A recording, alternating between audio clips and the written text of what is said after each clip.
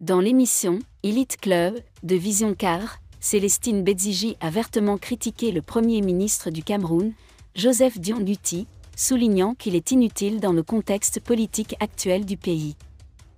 Bédzigi a déclaré que le Premier ministre, qui est également un chef traditionnel, n'a aucun rôle significatif au Cameroun. Désolé de vous interrompre, ce rapport peut contenir des commentaires soumis au choix de l'auteur. S'il vous plaît, si vous êtes nouveau sur cette chaîne, veuillez vous abonner et activer la cloche de notification. De cette façon, vous serez averti lorsque nous publierons de nouveaux rapports sur cette même chaîne. Merci.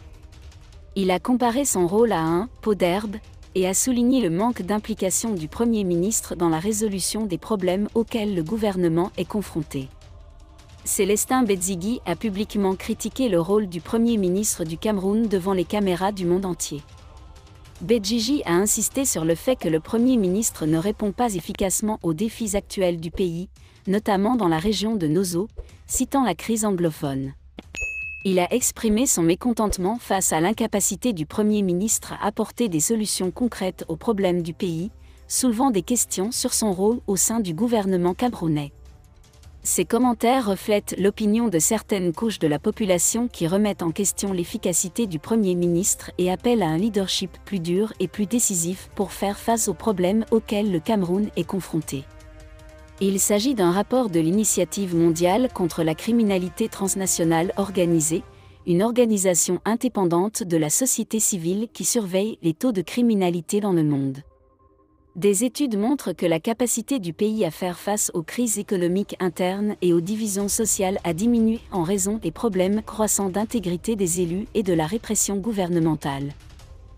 Les résultats de l'indice 2023 montrent que les démocraties à part entière restent plus résilientes face aux crimes organisés que les gouvernements autoritaires.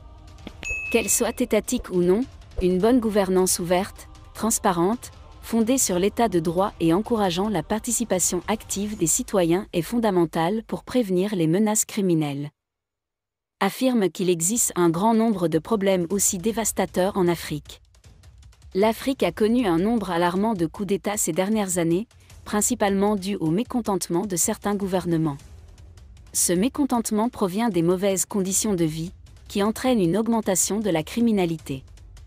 Même si certains pays africains sont relativement exempts de criminalité, ce n'est pas le cas de tous.